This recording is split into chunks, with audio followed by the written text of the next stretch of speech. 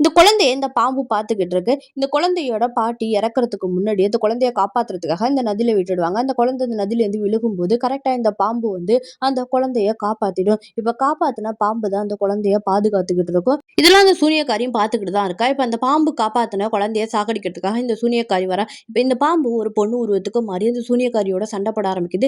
2 பேரும் தன்னோட சக்திய பயன்படுத்தி சண்டை போட்டுக்கிட்டு இருக்கும்போது, இந்த பாம்பு பிடிச்சு தள்ளுனதுல இந்த சூனியக்காரி போய் கீழ விழுந்துடுறா. இதனால கோவமடைஞ்ச சூனியக்காரி அந்த பாம்ப சாகடிக்கிறதுக்காக வந்துகிட்டு இருக்கா. அப்பதான் அந்த பாம்பு தன்னோட விஷத்த பயன்படுத்தி இந்த சூனியக்காரிய அங்கேயே கட்டி போட்டுடுது. இப்பதான் அந்த சூனியக்காரி சொல்றா, "நீ காப்பாத்துன குழந்தை இப்ப என்கிட்ட தான் இருக்கா. நான் அவன சாகடிச்சுருவேன்னு" சொல்லி இவ மிரட்டுறா.